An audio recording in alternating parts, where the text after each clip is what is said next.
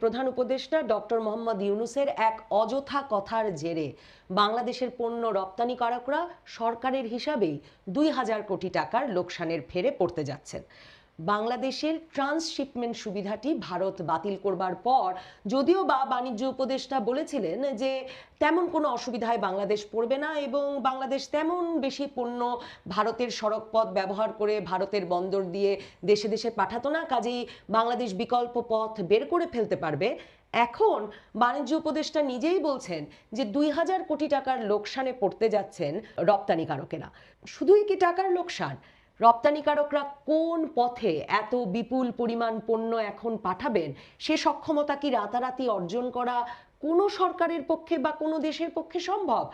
বাণিজ্য উপদেষ্টা যে বলে দিলেন ট্রান্সশিপমেন্ট সুবিধা বাংলাদেশ থেকে এমন বেশি মাত্রায় ব্যবহার করা হতো না, কাজেই এই ট্রান্সশিপমেন্ট সুবিধা বাতিল করে দেওয়ায় তেমন কোনো ক্ষতির মুখে বাংলাদেশ পড়বে না। এ কথা বাণিজ্য উপদেষ্টা বলা মাত্র দেখা গেল বাংলাদেশের পত্রপত্রিকাগুলো তাই লিখতে শুরু করলো এবং বাংলাদেশের বিভিন্ন আন্তর্জাতিক সম্পর্ক বিশ্লেষকেরা তারাও যেন মনে হলো প্রধান উপদেষ্টার বাণিজ্য উপদেষ্টার সুরে সুর মিলিয়ে বিশ্লেষণ শুরু করলেন। কিন্তু প্রকৃত তথ্য হচ্ছে শুধুমাত্র তৈরি পোশাক খাতে গত ১৫ মাসের হিসাব ধরলেই বাংলাদেশে ২০২৪ সালের জানুয়ারি থেকে ২০২৫ সালের মার্চ পর্যন্ত ভারতের সড়কপথ ব্যবহার করে বিশ্বের ৩৬টি দেশে বাংলাদেশের তৈরি পোশাক গেছে। বিজিএমইএ যে হিসাব দিচ্ছে তাতে দেখা যাচ্ছে ভারতের ভূখণ্ড অতিক্রম করে যে রপ্তানি হয়েছে ডলারে তার পরিমাণ ৪৬২ মিলিয়ন মার্কিন ডলার। গড়ে প্রতি মাসে ৩৬টি দেশে ভারতের ভূখণ্ড ব্যবহার করে বাংলাদেশের তৈরি পোশাক গেছে এবং ৩৭৬ কোটি টাকার পোশাক রপ্তানি হয়েছে সে পথে। এখন ব্যবসায়ীরা বলছেন এসব পণ্য যখন ট্রাক যোগে ভারতের পশ্চিমবঙ্গ হয়ে কলকাতার দমদম বিমানবন্দর বা সমুদ্র বন্দর ব্যবহার করে তৃতীয় দেশে পাঠানো হতো তখন খরচ যেমন কম হতো তেমনি কম সময় লাগতো। শুধুমাত্র কলকাতা বিমানবন্দর কিন্তু নয়, একটা বড় অংশ যেত বেনাপোল পেট্রাপোল পার হয়ে দিল্লি বিমানবন্দর পর্যন্ত এবং দিল্লি থেকে পৃথিবীর বিভিন্ন দেশে যেত। কোন কোন দেশ? যুক্তরাষ্ট্রে যেত, ইউরোপের বিভিন্ন দেশে যেত, সংযুক্ত আরব আমিরাতে যেত। বিজিএমইএ এর হিসাব বলছে অন্তত ৩৬টি দেশে যেত।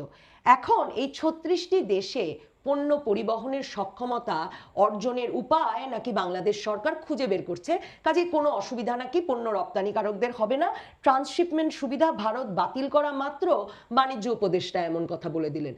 তিনি যে এমন কথা বলে দিলেন, শাহজালাল বিমানবন্দরে এখনো ট্রান্সশিপমেন্ট সুবিধা থাকা অবস্থাতেই যে পরিমাণ পণ্য জট রয়েছে সেখানে শাহজালাল বিমানবন্দর দিয়ে এর বেশি পণ্য পাঠানোর কোনো সক্ষমতা আছে বা খুব দ্রুত তৈরি করা যাবে সে প্রত্যাশা পণ্য রপ্তানিকারকদের নেই। শাহজালাল আন্তর্জাতিক বিমানবন্দরের বুকিং জট এড়ানোর তাহলে কি ব্যবস্থা এই দ্রুততম সময়ে করবে? এছাড়া ৩৬টি দেশে যে পরিমাণ পণ্য ভারতের বিমানবন্দর বা সমুদ্র বন্দর ব্যবহার করে পাঠানো হতো তা করতে অন্তত ৭৩০টি বেশি ফ্লাইটের ইউরোপগামী ফ্লাইটের প্রয়োজন হবে। এখন বাণিজ্য উপদেষ্টা কি রাতারাতি ৭০০-র বেশি ইউরোপগামী ফ্লাইট তৈরি করবেন বাংলাদেশের পণ্য পাঠাতে? তাহলে ট্রান্সশিপমেন্ট সুবিধা ডক্টর মোহাম্মদ ইউনূসের একটি অযথা মন্তব্য যে 7 সিস্টার্স ল্যান্ডলকড স্থলবেষ্টিত, কাজেই ভারতের উত্তর পূর্বাঞ্চলের ওই 7 রাজ্যের একমাত্র সমুদ্রে যাওয়ার পথ নাকি বাংলাদেশ, বাংলাদেশি সমুদ্রের অভিভাবক, কাজেই চীন এসে নেপাল ভুটান ভারতের উত্তর পূর্বাঞ্চল সব মিলিয়ে বাংলাদেশের সঙ্গে এক বাণিজ্য অঞ্চল গড়ে তুলুক এমন স্বপ্নের কথা যখন তিনি চীনে বলে আসলেন, বাংলাদেশ সরকারের তো খুবই প্রয়োজন ছিল এটা আসলে সুস্পষ্ট করা যে এটা ব্যক্তি ডক্টর ইউনূসের মন্তব্য। এখন অবশ্যই প্রশ্ন করা যেতে পারে একজন সরকার প্রধান এমন মন্তব্য ব্যক্তিগত মত আসলে আন্তর্জাতিক ফোরামে গিয়ে একটি অন্য দেশে গিয়ে করে আসতে পারেন কিনা, কিন্তু ডক্টর মোহাম্মদ ইউনূস কিন্তু প্রথম চীনে সে কথা বলছিলেন তাই নয়। ডক্টর মোহাম্মদ ইউনূসের তো একটা বিশ্ব নেতা হওয়ার খায়েশ আছে। তিনি যে পরিমাণ ভারত বিরোধিতার রাজনীতি বাংলাদেশে করছেন তাতে এই প্রশ্ন বা এই কৌতূহল মাঝে মাঝে আমার মাথায় আসে যে তার আসলে বাংলাদেশের ভোটের রাজনীতিতে দাঁড়িয়ে নির্বাচনে জিতে ক্ষমতায় আসারও খায়েশ আছে কিনা, কিংবা হয়তো তার ওই যে এখন যে রব উঠেছে যে নির্বাচনও দরকার নাই ডক্টর মোহাম্মদ ইউনূসকেই চাই, সেই জনপ্রিয়তার জন্যই তিনি গ্যালারির উদ্দেশ্যে এই ভারত বিরোধিতার কার্ড ক্রমাগত খেলছেন কিনা সেটা একটা প্রশ্ন। অন্যদিকে দেখুন, যেটা বলছিলাম, সেই ফিনান্সিয়াল টাইমসকে, লন্ডনের পত্রিকা, তিনি যখন সাক্ষাৎকার দিলেন বিশ্ব অর্থনৈতিক সম্মেলনে গিয়ে, তখনও কিন্তু 85 বছর বয়সী ডক্টর ইউনূস বলে এলেন তিনি 20 বছর পরের বাংলাদেশকে এমন জায়গায় দেখতে চান যেখানে তিনি দেখেন যে নেপাল, ভুটান, ভারতের উত্তর পূর্বাঞ্চল, বাংলাদেশ মিলে একটা অর্থনৈতিক অঞ্চল গড়ে উঠেছে এবং সেই অর্থনৈতিক অঞ্চলের মানে ভিশনারি এবং নেতৃত্ব দানকারী হিসেবে সেই সাক্ষাৎকারে তিনি নিজেকে প্রকাশ করলেন। তার মানে এই যে তার ব্যক্তিগত বিশ্বনেতা হওয়ার খায়েশ, তার ব্যক্তিগত বাংলাদেশে ভারত বিরোধিতার কার্ড ক্রমাগত খেলে একটা জনপ্রিয়তার খায়েশ, সেই খায়েশের কারণে এখন বাংলাদেশের রপ্তানিকারকরা সরাসরি 2000 কোটি টাকার লোকসানে পড়েছেন বলে বাণিজ্য উপদেষ্টা বলছেন। কিন্তু আসলে বাণিজ্য উপদেষ্টা জানেন না যে এই রপ্তানিকারকদের রপ্তানি পণ্য গন্তব্যে পাঠানোর ব্যবস্থা বা সক্ষমতা তিনি কিভাবে অর্জন করে দেবেন। ভারতের ট্রান্সশিপমেন্ট সুবিধার আওতায় প্রতি বছর বাংলাদেশ থেকে প্রায় 40-50 হাজার টন তৈরি পোশাক দিল্লি ও কলকাতা হয়ে বিভিন্ন দেশে রপ্তানি হতো। যেটা বলছিলাম, বাংলাদেশের শাহজালাল বিমানবন্দরের কোনো সক্ষমতা বর্তমানে নেই যার প্রেক্ষিতে তারা এই অতিরিক্ত পণ্যের বোঝা বা এই অতিরিক্ত পণ্য রপ্তানি করতে পারে। এবং এক সপ্তাহ খানেক পর, ট্রান্সশিপমেন্ট সুবিধা বাতিল হওয়ার এক সপ্তাহ খানেক পর আপনি প্রত্যাশা করতেই পারেন যে বাণিজ্য উপদেষ্টা যিনি বলেছিলেন তেমন কোনো অসুবিধা হবে না, তিনি বরং কোনো বিকল্প পথের কথা জানাবেন। কিন্তু তিনি কোনো বিকল্প পথের কথা জানাতে পারেননি। তিনি বলেছেন এখনো তারা পথ খুঁজছেন এবং এখন মনে হচ্ছে যে একটা সমস্যায় পড়ে গেছেন। কিন্তু তার ফলে কি তারা ভারতের সঙ্গে এই নিয়ে আলাপ শুরু করতে পারছেন? বাণিজ্য উপদেষ্টা এর আগেই জানিয়েছিলেন তারা মনে করেন না ভারতের সঙ্গে আলাপ করে কোনো লাভ হবে ট্রান্সশিপমেন্ট সুবিধা আবারও বহাল করার বিষয়ে, কাজেই তারা আলাপের কথা ভাবছেন না। আসলে ইউনূস সরকার ভারতের সাথে সম্পর্কটাকে এমন জায়গায় নিয়ে গেছে যে তাদের আলাপ করার কোনো উপায় নেই। সেভেন সিস্টার্স সম্পর্কে ওরকম একটি মন্তব্য করার পর সারা ভারত জুড়ে যখন আলোড়ন, তখন ডক্টর মোহাম্মদ ইউনূস নরেন্দ্র মোদীর সঙ্গে বৈঠকে দেখা হওয়ার পর মূলত আলাপ করেছেন শেখ হাসিনা প্রসঙ্গে, শেখ হাসিনার বক্তব্য ঠেকানোর প্রসঙ্গে।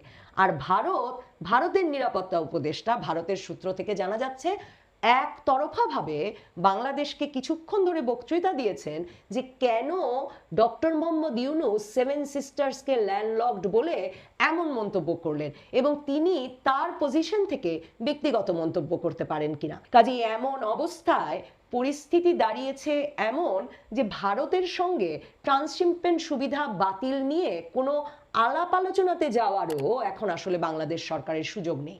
একটা অযথা মন্তব্য চীনে গিয়ে করে এসে ডক্টর মোহাম্মদ ইউনূস বাংলাদেশের সেই 2020 সাল থেকে পাওয়া এই সুবিধা বাতিল করে দেশের বিনিয়োগকারীদের কত বড় একটা অনিশ্চয়তার মুখে ফেললেন, সম্ভবত সেটা বোঝার কোনো ইচ্ছা বা ক্ষমতা ডক্টর মোহাম্মদ ইউনূসের নেই।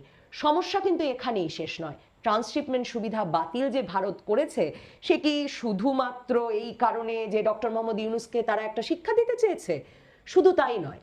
দেখুন, আগস্ট মাস থেকে ভারতের কিন্তু রপ্তানি আদেশ বাড়ছে এবং এমনকি মার্কিন যুক্তরাষ্ট্র যে পাল্টা শুল্ক আরোপ করেছে সেটাতেও শুল্ক আরোপের পরিমাণ অনেক কম ভারতের ওপর।